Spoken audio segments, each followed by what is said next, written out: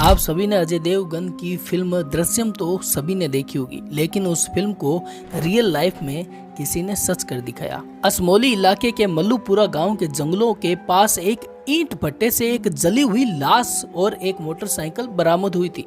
बहुत मुश्किल से उस लाश को पहचान मिल सकी और शिनाख्त हुई कयूम के तौर पर। पता चला कि कयूम मल्लूपुरा थाना इलाके में रहने वाला मकबूल का बेटा है।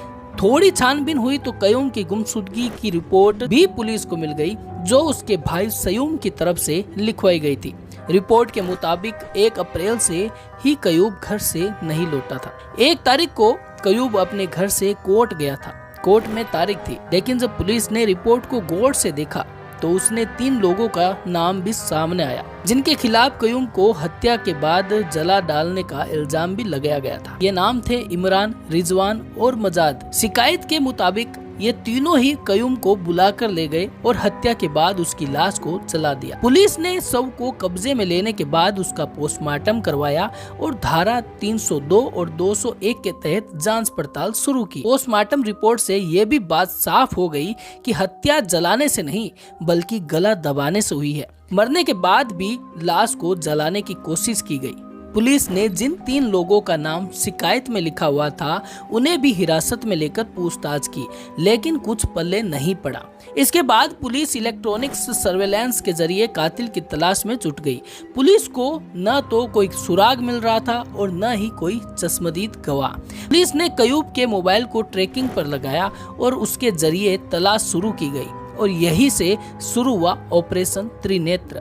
इस ऑपरेशन के तहत पुलिस ने गली मोहल्ले और चौरायों पे सीसीटीवी फुटेज खंगालने शुरू किए। इसी में से एक फुटेज में पुलिस को दिख गया कि 2 लड़के बाइक पर कयूम को बिठाकर जंगल की तरफ ले जा रहे हैं। एक सीसीटीवी में पुलिस को ये भी दिख गया था कि उन्हीं 2 में से एक लड़के ने पेट्रोल पंप से बाकायदा बोतल में पेट्रोल भी भरवाया था। तब पुलिस ने अपने ही तरीके से लड़कों की पहचान की और 6 अप्रैल को मुरादाबाद के नियामतपुर गांव के एक लोटिया के रहने वाले इरफान और उसके बेटे हासिम को उठा लिया।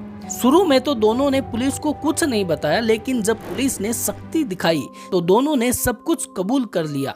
पुलिस की पूछताछ में इरफान और हासिम ने बताया कि 1 अप्रैल की सुबह करीब 11:30 बजे कयूम उनके घर पर पहुंचा था। उस वक्त दोनों ही घर पर नहीं थे। वो दोनों शाम को घर लौटे, तब तक कयूम घर पर ही मौजूद था। इस शाम करीब 7 बजे उसकी हत्या की और घर से करीब 34 किलोमीटर दूर असमोली संभल के जंगल में ले जाकर उसके शव को बाइक के साथ जला डाला और दोनों बाप बेटे बाद में पैदल घर चले आए। पुलिस को जैसे ही उनके घर की लोकेशन पता लगी तो दोनों भागने की कोशिश में जुट गए। लगातार पीछा करने के बाद मनोटा तिराहे से दोनों पुलिस के चंगुल में फंस गए। सवाल उठता है कि आखिर बाप बेटे ने कयूम को क्यों मारा। पूछताछ में इस पूरी वारदात का राज भी दोनों ने खोल दिया। बताया कि कयूम जरायम की दुनिया से था, डरा धमकाकर उनके घर पर आता था और बेटी से बात भी करता था। इसी बात से परेशान होकर उस रोज उन दोनों ने पहले घर पर ही रस्सी से गला दबाकर उसकी हत्या की और फिर बाद में बात छुपाने की गरज से जंगल में ले जाकर उसे और उसकी मोटरसाइकिल को आग के हवाले कर दिया। खुलासे में यह भी साफ हुआ कि कयूम और उसकी मोटरसाइकिल को आग के हवाले कर रहे थे, उसी समय उसके मोबाइल को भी आग में फेंक दिया था। इसलिए पुलिस ने जब कयूम का मोबाइल ट्रेस किया तो उसकी आखिरी लोकेशन आरोपियों के घर पर ही मिली थी। पुलिस को दोनों ने यह भी बताया कि चोरी चकारी करने वाला कयूम अक्सर चोरी का सामान लाकर उनके घर पर ही छुपा देता था और बाद में जब नुक्कड़ जाते थे तो उनको धमकी देता था। और इस तरह दोनों बाप बेटों ने मिलकर कयूम को रास्ते से हटा दिया और उसे मौत की घाट उतार दिया।